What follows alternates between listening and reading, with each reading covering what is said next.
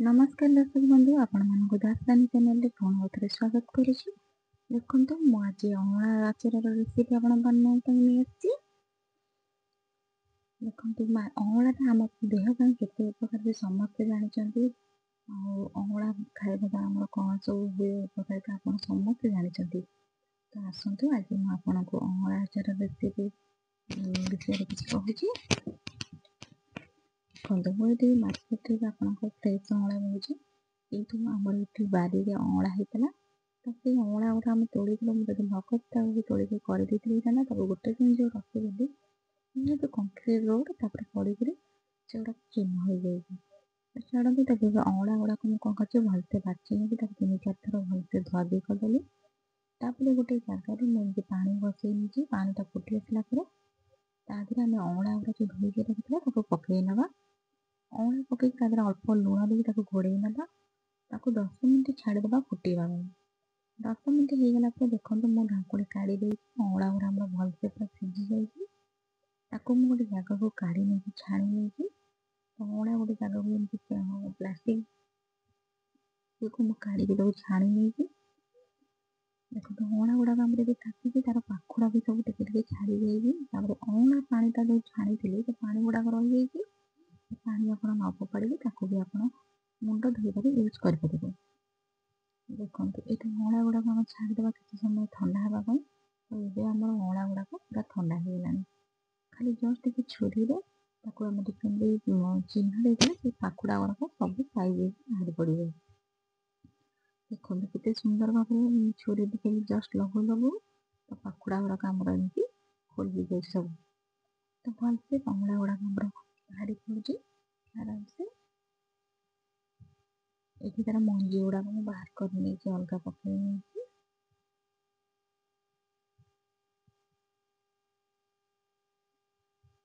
अँवळा गुड़ाक मुझे छड़े सब, तो सब तक अँवळा छड़े एमती रखी नहीं। गोटे जगह रखी सब तक अँवळा छड़े गोटे भी अँवळा भागनी कारण तार पाखुड़ा सह सेमती रही। आम ये प्रस्तुत करदे तार मसला ये जीरा, पानमधुरी, कला जीरा, मेथी, 4टा शुखिला लंका नहीं। तो ये गैस ऑन कर कड़े बसई नेली। कड़े तातीगला शुखिला लंका 4टा मुझे बसई भाजी नौ। लो फ्लेम रे भाजिबे कारण पोड़ी हाई रे भाजिले। तापर ये मेथी पकई भाजी नौ। मेथीटा को बेसी भाजबेनी ना बेसी भाजिले मेथी पिता हो। टे भाजला तादेह मुझे जीरा और पानमधुरी पकई नौ।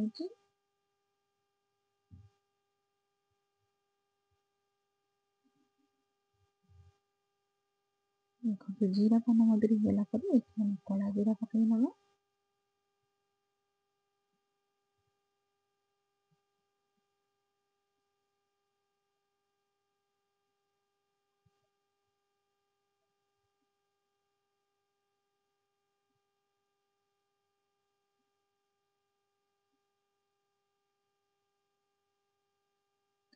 रखीदी जो कला जीरा तो कला जीरा गुड़ाक पकई नौ भाजी नवा। कला जीरा सब हल्का हल्का टे भाजी नवा, जो बेसी भाजले गुड़ाक पिता लगे।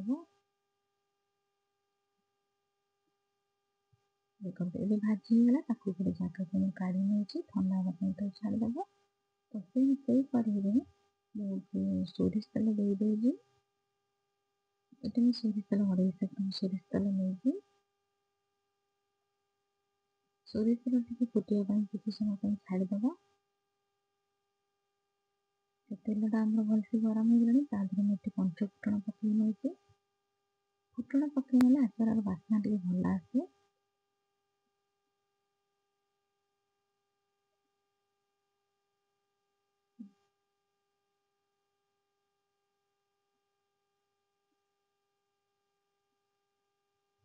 फुटण फुटे आसार जोड़े शुखिला लंका गोटा शुखिला लंका पकई नौ।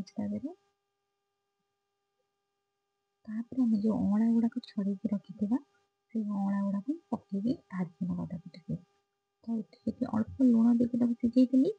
तो ये आगे लुण दबा जो अँवळा टे खटा है तापर हलदी गुंड टे पकई भलसे भाजी नवा। हल्का भाजवा पोड़ी पोड़ी भाजबेनी, हल्का भाजवा। ଦେଖନ୍ତୁ ମୁଁ ତାକୁ ଏପଟ ସେପଟ କରି ତାକୁ ଟିକେ ଗୋଳେଇ ନେଉଛି, ଯେହେତୁ ଲୁଣ ହଳଦୀ ପଡ଼ିଛି ତ ସବୁ ଅଁଳା ଭିତରେ ଯେମିତି ହଳଦୀ ଲୁଣ ପଶିଯାଇଥିବ। ଦେଖନ୍ତୁ ଭଲସେ ଭାଜି ହେଇଯିବ ହଳଦୀ ଲୁଣ ତେଲ ଦେଲେ ଆମର ପୁରା ଭାଜି ହେଇକି, ତାପରେ ଏଠି ମୁଁ ଗୁଡ଼ ନେଇ ଆସିଛି। ଏଠି ମୁଁ ଅଧ କିଲୋ ଗୁଡ଼ ଆଣିଛି।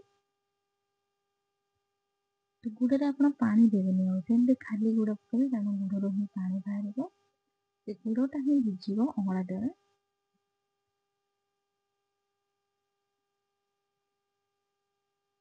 ଦେଖନ୍ତୁ ଗୁଡ଼ଟା ଆମର ଆସ୍ତେ ଆସ୍ତେ ମେଲ୍ଟ ହେଇଗଲା। ସେ ମେଲ୍ଟ ହେଲା ପରେ ଦେଖନ୍ତୁ କେତେ ପାଣି ବି ବାହାରୁଛି ଗୁଡ଼ରୁ। ସେ ଗୁଡ଼ ପାଣି ଦ୍ୱାରା ଅଁଳାଟା ଭିଜିଲେ ଭଲ ଲାଗେ ଖାଇବାକୁ। ଆପଣମାନେ ଏଠି ଚାହିଁଲେ ମାନେ ଅଳ୍ପ ଗୁଡ଼ ଦେଇପାରିବେ। ମୁଁ ବି ଏଠି ଅଳ୍ପ ଦେଇଛି, କାରଣ ମୋର ଏଠି କିଲେ ଅଁଳା ନେଇଥିଲି, ତ ଅଳ୍ପ ଗୁଡ଼ ଦେଇଛି ମୁଁ।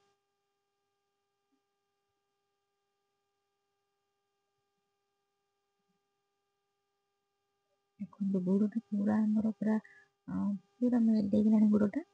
ତ ତାର ସବୁ ପାଣି, ଯେ ଗୁଡ଼ର ପାଣି ଦ୍ୱାରା ଏଇ ଅଁଳା ଗୁଡ଼ାକ ଭଲସେ ଭିଜିବ, ସିଝିଯିବ ତା ଦେହରେ ବି ଭଲସେ। ଦେଖନ୍ତୁ ଗୁଡ଼ ଗୁଡ଼ାକ ଆମର ପୁରା ଭଲସେ ମେଲ୍ଟ ହେଇଯାଇଛି। ତାପରେ ଏପଟେ ଯୋଉ ଭାଜି ରଖିଥିବା ଆମ ମସଲା ଗୁଡ଼ାକ ତାକୁ ମୁଁ ସବୁ ଗ୍ରାଇଣ୍ଡିଙ୍ଗ କରିବି। ଗ୍ରାଇଣ୍ଡିଙ୍ଗ କରିବେ କିନ୍ତୁ ବେଶୀ ମାଖନ କରିବେନି, ପାଲିସ କରିବେନି, ଏମିତି ଦରଦରା କରିକି ରଖିଲେ ତ ମସଲାଟା ଆଚାରରେ ପକେଇଲେ ଭଲ ଲାଗେ ସେଟା ଖାଇବାକୁ, ତାର ବାସ୍ନାଟା ବି ଅଲଗା ଆସେ। ଦେଖନ୍ତୁ ମୁଁ ଏଠି ମସଲାଟା ଏମିତି ବାଟି ନେଇଛି। ତ ଆମର ଗୁଡ଼ ପାଣିଟା ମରିଗଲାଣି। ଗୁଡ଼ ପାଣି ମରି ଆସିଲା ପରେ ଆମେ ସେଠି ଅଁଳା ଯୋଉ ଆଚାରରେ ପକେଇ ନେବା। ତାକୁ କିଛି ସମୟ ଏମିତି ଏପଟ ସେପଟ କରି ଘାଣ୍ଟି ନେବା।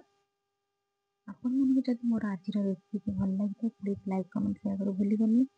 ପ୍ଲିଜ୍ ମୋ ଚ୍ୟାନେଲକୁ ସବସ୍କ୍ରାଇବ୍ କରିବାକୁ ଜମା ବି ଭୁଲିବେ ନାହିଁ। ଆପଣ ଏ ଅଁଳା ଆଚାରକୁ ଥରେ ବନେଇକି ଆପଣ ବର୍ଷକ ପାଇଁ ବି ଷ୍ଟୋର୍ କରିକି ରଖିପାରିବେ। ଅଁଳା ଆଚାରଟା ବି ଆମ ଦେହ ପାଇଁ ବହୁତ ଭଲ। କେତେଜଣ ତ ଅଁଳା ଆଚାର କରନ୍ତି, ତାପରେ ତାର ଖଟା ଯୋଉ ଲୁଣି ଆଚାର କରନ୍ତି, ଆଉ କେତେ ଜଣ କ୍ୟାଣ୍ଡି କରି ତାର ରଖି ଦଉଛନ୍ତି, କିନ୍ତୁ ମୁଁ ଏଠି ମିଠା ଆଚାର କରିଛି ଆପଣମାନଙ୍କ ପାଇଁ ଦେଖାଉଛି। ଦେଖନ୍ତୁ ଏବେ ଆମର ସମ୍ପୂର୍ଣ୍ଣ ହେଇଥିଲା ପ୍ରସ୍ତୁତ ଅଁଳା ଆଚାର। ଏବେ ତାକୁ ମୁଁ ଦେଖନ୍ତୁ ପୁରା ଗୁଡ଼ର ପାଣି ବି ମରିଯାଇଛି। ଆଉ ଦେଖନ୍ତୁ ପୁରା ଅଁଳା ଆଚାରଟା ପୁରା ଆମର ଯେମିତି ହବା ପ୍ରସ୍ତୁତ ହବା କଥା ହେଇଯାଇଛି। ତାକୁ ଗୋଟେ ଜାଗାକୁ ଆପଣମାନଙ୍କୁ କାଢ଼ିକି ଦେଖେଇ ନେଉଛି। ଆଶା କরি ଆପଣମାନଙ୍କୁ ଆଜିର ରେସିପି ଭଲ ଲାଗିଥିବ। ରହୁଛି।